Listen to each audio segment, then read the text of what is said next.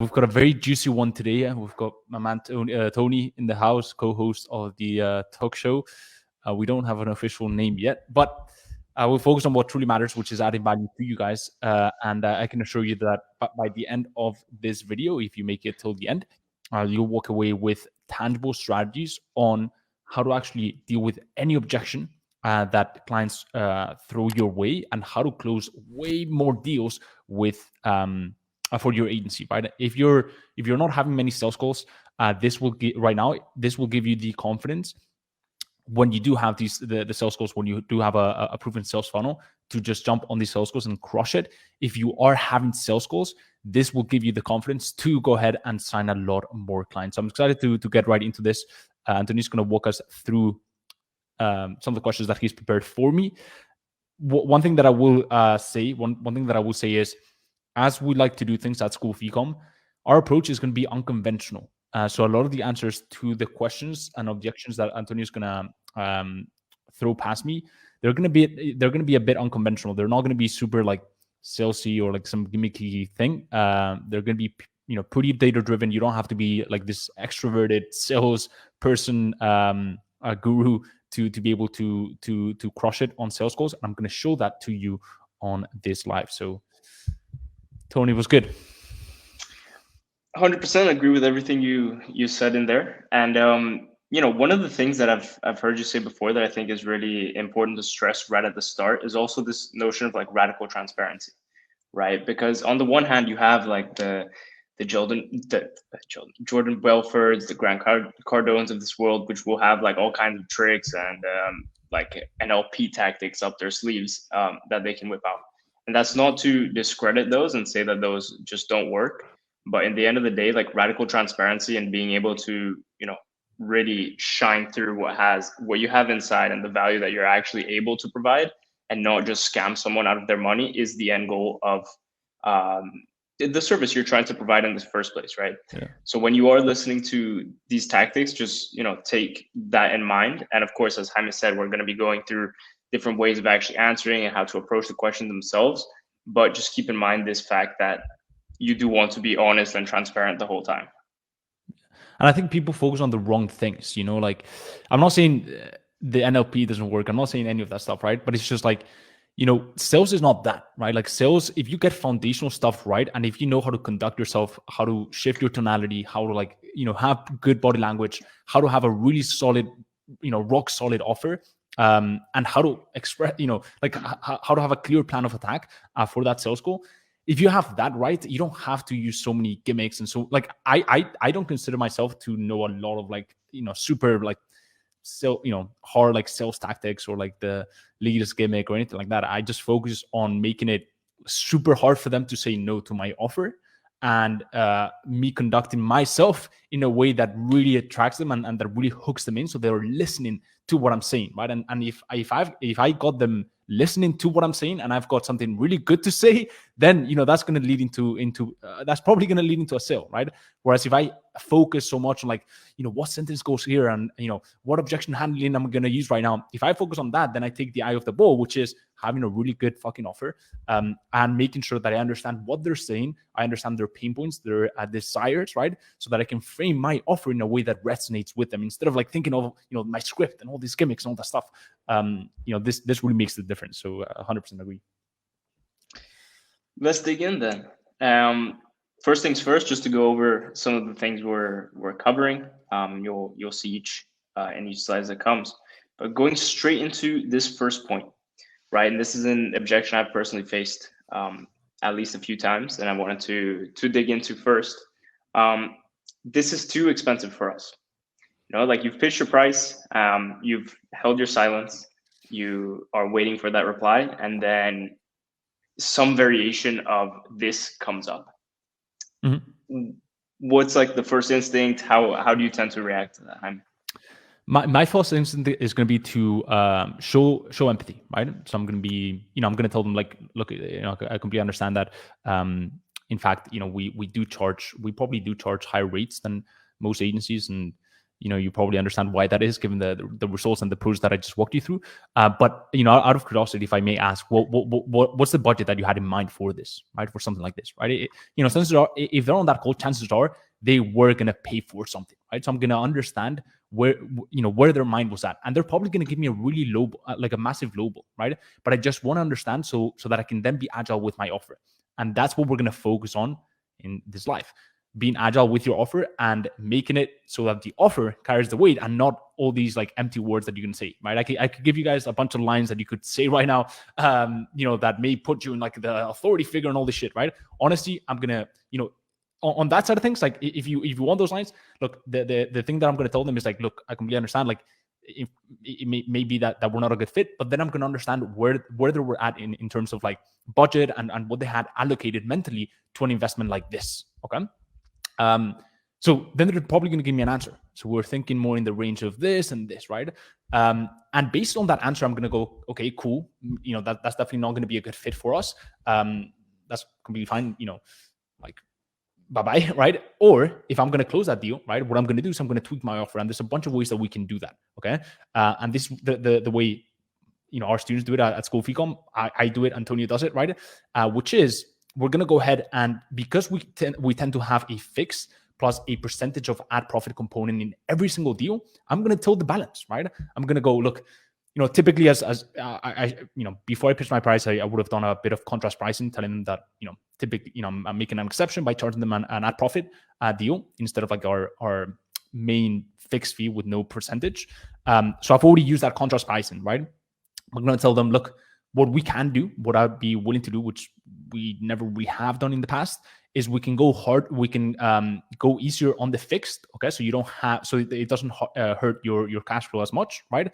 And then we can go up a little bit harder on the percentage of ad profit, okay? That way we even have more skin in the game, right? And at the end of the day, you're not losing money because that just comes straight out of the profit that we're generating for you, right? I'm just thinking of ways of making it a little bit easier to us and a little bit easier for you, and also to make sure that at the end of the day, we know our value, so we don't want to lose out, right? We do believe in the project a lot. We do believe in the company, and obviously, if we do make it up with a higher percentage, that may make up for the value lost, right?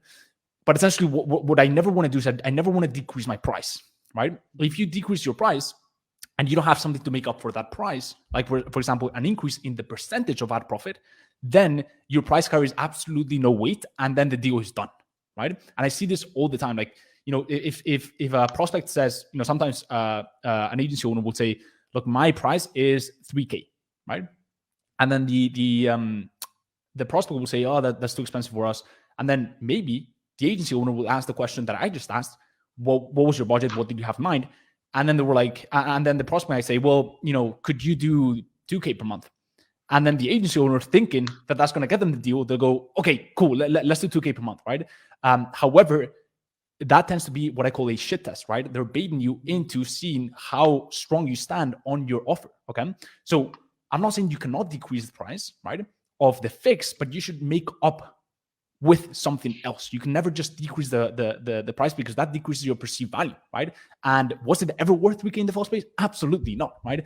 And so that is why it's very, very important that you actually make up for maybe the decrease in fix, right? Make them see that you're doing them a big service here, right? But make up for that value lost with the percentage, right? Now, that's kind of the first way that I would say. Okay. The second way that also my students do, and I've done in the past as well, and I still do it actively, is if they're not a fit for a done for you monthly service, right? We can then turn them into a consulting agreement for 6 weeks of consultation. Okay. By which, but by the end of it, okay, they can go ahead and graduate into our done for you service. Okay. If they choose to, if they want to, but at least we've got money in, right? Because we can, if they're saying it's too expensive for us, right? They probably, like at that point, it's not an objection on whether you can deliver the service for them and you can do a good job, right? It's mainly an objection on price and on the perceived value of that specific service right there, right? So it's not so much about you, it's more about the service. And so the way you can tweak that is by offering the consultation agreement. you have them, you basically set up, you do it with them, right? So it's not a done for you, it's a done with you, okay? You do the service with them. Maybe you set up, for example, you go ahead and pick their core offer for cold ads. You go ahead and optimize their landing page, right? You go ahead and you give them a consultation on the type of creatives and ad copy that they should be creating for their ads. Maybe you set up an ad architecture in the ads manager, okay? And so you do this with them, and then at the end of the consultation, once they have all the ball rolling, once they've seen the way you work, and once they're really happy, maybe they can start generating a revenue with that already, okay? And it buys them a little bit of time to build up the cash. Then maybe they're able to graduate to the done for you service. So what I want to do in this life is just share a bunch of ways that maybe you haven't heard of to deal with this sort of objections, mainly from an offer point of view, right? It's not so much about like a sleazy word sentence that you can say. Yes, you can say those sentences at the start to get a bit of an idea as to where they're actually at, because oftentimes an objection, what you want to do is you want to get down to like what they truly mean, right? And so those like, cookie cutter questions, they may work once they, straight after they give you that objection, but after that, you want to be more logical, okay? In most cases, and you want to propose things that could actually be a win-win, and and in a way that you can create a win-win scenario without just giving everything to them, right? And decreasing your perceived value. So basically, to sum that up, a lot of ways to approach it without one cookie cutter method, and to consider the offer before all other things. Right, because you have this concept of like the irresistible offer, right, and making that as good as possible and tweaking different things until you make that offer completely one that they can absolutely not say no to, right? And being able to find ways around that. And you explain the consulting deal, which is a great method, asking what price, and then fixing like not lowering it on its own, but also increasing the percentage to keep the relative value the same. So yeah, a lot of gold nuggets to take out of that one. It really just also like another reason why I like that approach fast is because it exposes all excuses, right? When I'm not like super desperate, right? Trying to make it work or all this stuff. I'm calculated, I'm calm, right? I'm trying to see where they're at. But if I give them a bunch, if they're truly invested, and I will have gotten a few as to where they're at, like obviously, if they're asking this question and like you've seen that they're, during the call, they absolutely have no interest, then you probably should be asking a bunch of different questions, right? But if they are genuinely interested and they ask this question, then oftentimes when you propose these solutions, they'll be down for them. But if they don't, right, then you're exposing all their excuses. It's not about the offer anymore, right? It's about something else. And so at that point, I'll go and say, look, let's be honest here, right? Because I'm pretty blunt and I want you to be super honest with me, super transparent. Maybe it's not a good fit, no hard feelings, but what's holding you back? Because clearly it's not the offer. Is it something else? Or essentially getting to the root cause, right? But when you're super, when you approach them with this fast and you give them a bunch of options, right, that they could consider based on the objection, then it truly leaves them with no excuses at all, and you can get to the deeper root of their objection. And would you say in your experience, you've seen that like a lot of people who use price as the objection are actually like using that as like a cover up for something else? Or do you think that it normally does come down to the price being the ultimate objection? They end up covering that with other things. I think if they're bringing up the price, unless the prospect wasn't qualified, right, and you haven't done a good enough job in understanding what that prospect would need before pitching. Like for example, if I, back in the day, right, not so much nowadays because I'm much more cutthroat when it comes to our applications for the agency. But back in the day, I saw that I was doing my qualification questions and process, right, and I just clearly saw that this person wasn't going to be able to afford my done for you service. I wouldn't even propose it. I would actually propose the consultation, right? Because yes, when you propose something and then it's like a no, and then you have to propose something else, then it takes a little bit of weight from the other proposal, because now they want what you offered first, right? And so, I mean, to your question, I think more than them is like, I think it's a reflection of like you really haven't done a good enough job in the sales call. Like quite frankly, right? Like maybe your offer wasn't good. Maybe the guarantees that you've offered them weren't good. Like maybe they didn't really see the confidence from you, right? And so you haven't exerted a lot of confidence in them, right? And that's why this objection is coming up. That's typically what I see. Makes sense? But if the prospect is qualified and you've done the qualification process and the prospect was indeed and you've determined that the prospect was indeed a good fit for a done for you service, for a 3K or 4K a month retainer, if this objection is coming up, is simply because they haven't been converted by you quite yet, right? And they don't see the value of that. It's not, at the end of the day, like expensive is just such a relative thing. Like compared to what, like, 12K a month is not expensive if you're going to make 24, 36, 78K per month. Makes sense? So at the end of the day, like, price is relative. And it's more a reflection on the sales call that you just had if that price comes up, if that thing comes up. Definitely. Oh, great stuff in there. And then the next topic we really wanted to cover is this concept of a free trial. And I was even saying this to you off camera, like, I don't actually know your take on this. But you get, or at least I've gotten asked a few times, like, should I try working for free? Should I, offer my services to get some experience and then use that as like a case study? Do you have like, I don't know, thoughts, feelings about this specifically? Is this a way you'd go down? Are you super anti? Like, where do you stand on that? I'm equilibrium, right? So I am super anti working for free, for sure. Okay. And the simple reason being that founders and CEOs, they're running a business, right? And they don't want free shit, because free shit usually carries with it a bunch of, a silver lining, like a commitment that you have to make, right? And I've had, I've made a mistake even in my personal businesses to let people work for free for me. And I did it once, and it was one of the worst hiring decisions I've ever made, right? And so, if they haven't had that experience, they've been told by someone else that it's just the worst. Like when you get someone to work with you for free, typically that person is offering their services for free because no one wants to pay for it, right? Now, having said that, having a sort of a guarantee is very different, right? But on the topic of free, I just don't consider it a good idea, right? I would much rather have the type of guarantees that I'm going to talk about, or structure my offer in a sort of way, but have them pay at least upfront, right? At least for something, right? Because they have to pay attention. Okay, so there's a bunch of things there. Like they have to pay to pay attention. So even if you do sign them, like they're not really going to be in the game, right? And being an agency is not just like the client gives you, like they don't do anything, right? Like you're gonna have to, you need their input. Makes sense? You need a little bit of work from their side. It's a partnership. It's not just completely forget about it and have someone else build the business for you, because an agency's role is not to build the business for them, right? It's to help them scale things up. Okay, and so they have to pay attention. And the second thing is, when you offer something for free, they just don't value it.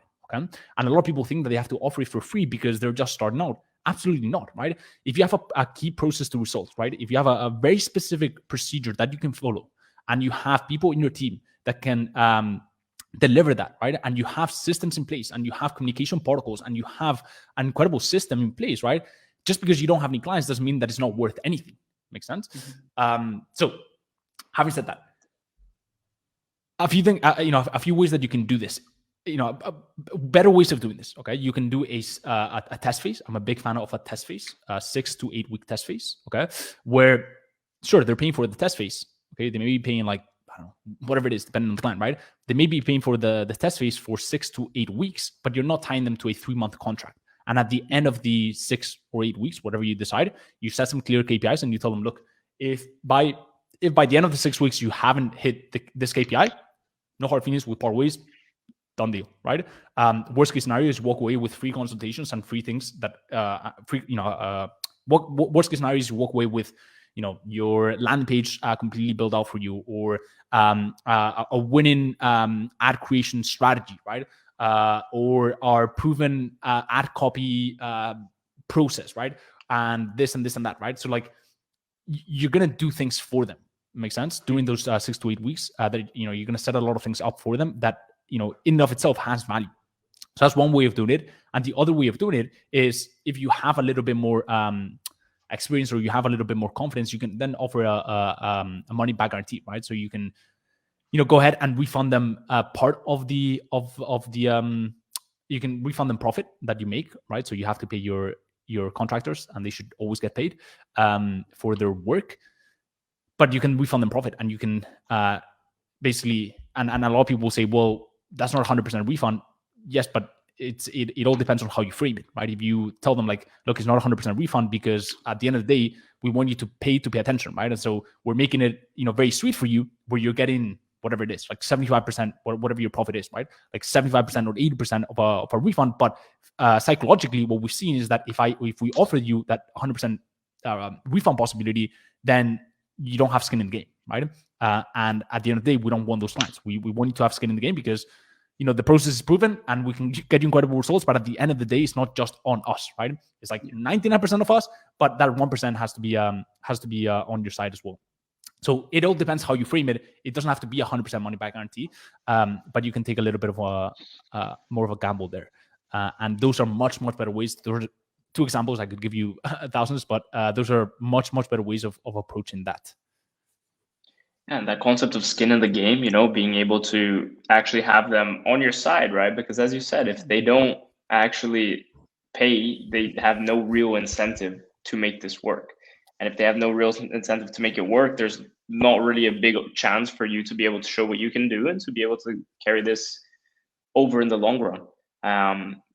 So yeah, it's skin in the game and really being able to, have both sides on this and know that this is a partnership. And as you said, not hiring someone to build up their business for them, but to scale it and take it to the next level. Yeah. And it's funny, right? Because a lot of people think that a guarantee is all about like the 100% money back guarantee, but a really good guarantee is an anti-guarantee, right? And what that means is you don't want to be like, you want to position yourself. When it comes to guarantees, you want to position yourself, right? But you don't want to be wishy-washy. Like you don't want to be in the middle where like, I don't know if I offer a guarantee. Yes, we could work something out. Like if you really don't offer a guarantee, stand strong and say why you don't, right? Because that will actually give you authority, right? So if a client asks, like, let's just say, right? A client asks me like, do you have a guarantee? And I am like, I have an anti-guarantee. I'll tell them like, we don't actually have a guarantee because what we do in this process can never be unseen, right? Can never be undone, right? Like the value that we'll give you can never be ungiven back, right? Can never be given back to us, right? And also we don't want to attract the type of prospects who are looking for the money back guarantee and whose head is not in the game, right? And so maybe that's not you. And so I can use the anti-guarantee to then position myself as well, right? The worst thing about a guarantee is just being wishy-washy and not having one. Makes sense? And so if you're going to be anti-guarantees, do it and do it 100%, right? And so and you can also blend both, like I just did, right? Like you can do like I'll refund you profit, right? Or you don't have to say profit because then they know how much profit you're getting, but I'll refund you 75%, okay? And it's not 100% because we don't want that type of prospect, okay? So as long as you frame it correctly, you can get away with anything. The worst thing is just like being like, oh, I'm gonna refund you, but how much? 75%, but why not 100? I don't know, like be strong about that. There's no problem in not going like 100% money back guarantee or even like offering a money back guarantee. There's no problem doing that. It's just you need to stand, because if you don't stand for anything, you'll fall for everything. I think that's how the quote goes. But anyways, we'll move on. Yeah, no, 100% great ending there. Just kind of know what you want to do and, know why you want to do that so that you can explain yourself when and if it comes up. 100%. And then finally, a personal favorite. I need to speak to X person. So for example, you're on a sales call with someone. You've gotten some verbal commitment from them. They're looking happy. They want to move forward, or so they say.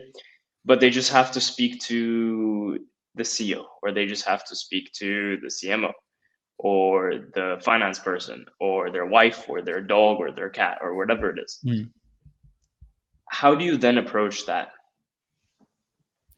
This is a tough question, and I like these objections because so many people think that sales is so binary, is zero ones, black or white, and that's a problem. And the reason why that's a problem is because sales is all about the person you're speaking to And the people who are not great at sales are the people who are not agile and cannot diagnose who they're really actually speaking to.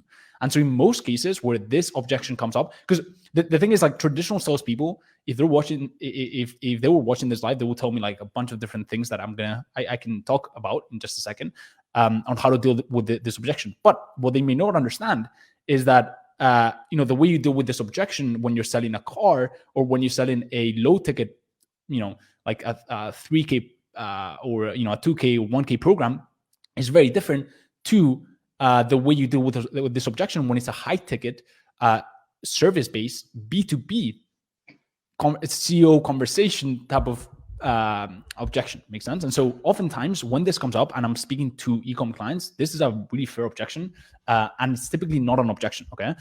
However, if I do see that it's more of an objection, if I do see that this person hasn't been very bought in throughout the conversation, then I can push them for the no. And that's something that I've spoken about on a bunch of different lives that I speak about in extensively in my mentorship, where I can push them for the no. Like, look, like, I want to be fully honest. If the emotion behind the objection is dodgy, right? Like if they tell me this and it's kind of like, they don't really mean it, right? But if I see that they're fully bought in, right, and if they've really been just enjoying the conversation, they've given me a bunch of clues that they are bought in, and maybe I'm speaking to the CMO or I'm speaking to the founder, and they tell me like, hey, look, I just need to go ahead and meet up with my team, discuss this internally. I'm gonna go ahead and say, cool, look, in fact, I'd rather you discuss it with your team, see if it's a good fit, because at the end of the day, I'd rather you guys be like ready, all bought in, because this is quite the journey, and I want us all to push in the same direction if we're going to do this, right? And so I'm going to use that as a strength to position then myself in with a little bit more power. Makes sense? So I'm going to tell them like, hey, I'd rather you do this. Like, I'd rather you speak to your team, make sure that everyone is on the same boat, because this is quite something, and I want us rowing in the same direction, because this can be very transformational for your business, and we're going to need all hands on deck, right? And so I'll take that approach, right? And I'll go ahead and I'll pencil in with her or him on that call a follow-up, okay? 24 hours to 48 hours later. I'm not gonna just let them walk away, right? I'm gonna go ahead, pencil in the follow-up. If I then see that they're not fully bought into that follow-up, I'm gonna go ahead, push for the no, right? Like, is this 100% of interest? Like, are you 100% showing up to this follow-up? If not, no hard feelings, you can let me know, and we can cancel this call. But makes sense? And so I'm going to push them for the no, but that's the approach that I'm going to take. If the prospect is a little bit more sophisticated, if they've got a team behind them, I'm actually going to tell them like, look, I'd rather you go ahead, speak to your team, and they're going to go, oh, that's cool, because this guy's not super desperate. This guy's a little bit different to the typical sales rep, the typical sales guy who's trying to sell me on this call. Makes sense? And so I'm not going to give them that satisfaction of being like, oh, I knew it. He's that type of a salesperson. Makes sense? So that's the approach that I'm going to take. And that's really the approach that I take in most of my sales calls for my agency, because these people are brands, in most cases big brands, and they're sophisticated. Oftentimes I'm speaking to the marketing department. Oftentimes I'm speaking to the founder, CEO, who knows, who's been doing sales for like many years. And so I don't want to come off as that person. Makes sense? I want to make sure that I'm the antithesis of that person, right? I'm like the opposite of what they would expect someone who's selling them something, how they would behave. Makes sense? So that's really the approach that I typically take, and that you should take with sophisticated clients, typically with e-com brands, right? If it's less sophisticated, let's just say someone who's just starting their e-com brand, maybe someone who's just getting in the game, maybe they have cash to invest into their business, and they give you this sort of objection, right? And that X, like that person, like X person, is important, right? If they say like their wife, or like if it's not their team, if it's not the CMO, whatever it is, if it's their wife or their friend, whoever it is, right? Then I'm probably gonna ask questions like, out of curiosity, like, what if she says no, right? And if the guy says like, then I would still go through with it. Then I might propose that we still move forward with it, right? And I may remind them of the guarantees. I may remind them of our process, et cetera, but I may push them for the sale again. I may ask for the sale. And then if maybe this person says, well, then I probably wouldn't go forward with it. Then I'm going to ask, well, what do you think should be saying no to, right? What do you think should be opposing to? And that's actually going to give me what he's thinking, right? the type of objections that he's thinking, not his wife is thinking, right? Because he is essentially what's it called? He is projecting his own insecurities and objections onto his wife or dog, whatever it is, and looking for a scapegoat, right? So that's actually going to give me an insight into what he's thinking right there and then I can solve some of those objections and boom, ask for the sale again, right? So that I'll stop there because I could go on for a while, but those are really the two ways that I would look at the scenario, right? Is this a sophisticated person? If the person is, right, I'm gonna go ahead and deal with it in a very non-salesy way because I don't want to push them away, right? And then if the person is not as, when I say sophisticated, I just mean like, are they like very logical business people? Like, hey, we have to, we have a marketing department and we have to speak to them. Like, it is a genuine thing, But if it's less like, if it's more emotional and less sophisticated, right? And the person is talking to his husband, her husband, his wife, whatever it is, then I'm gonna be a little bit more out there, right? And I'm gonna ask those questions that I just spoke about. So that's that for my answer. So basically gauging who you're actually speaking to, knowing that's literally 90% of sales is that. Like, if you understand who you're speaking to, then you don't have to really like overthink it so much. Obviously, this comes with practice and coaching and listening to people who've been doing it for a while. But if you really just listen, right, and you have a genuine conversation and you show empathy, like it's really not that hard. I wish I told that to my younger self who got started in sales. 100%. And to wrap this up then, do you have case studies? Do you have a way of approaching this kind of question? Yes, I do. Thank you, Tony, for the layup. I'm going to go ahead dunk it because I put together a video on this, I think last week. I did a live training on my community and on my YouTube, I believe, where I talked extensively about how to sign clients without any case studies, without any like results, anything. You don't need anything. And I show you how to do that, how to do just that on that live training. So if you want to check that out, go ahead, check out my YouTube. Go ahead, maybe scroll down in the community, you'll find it. And if you want to go ahead and speak to me and the team to see if you'd be a good fit for my mentorship. It's very personalized, very tailored. It's not an online course with like thousands of students. We don't do that shit. It's a very personalized approach. And so we keep it pretty tight knit. If you're interested in that, I'm going to leave below a link for you to go ahead and apply. If you're a good fit, we can talk further. But that is that for me, Tony. It's been a pleasure as always. Likewise, brother. We'll hopefully we'll be able to host a last one next. But I appreciate you.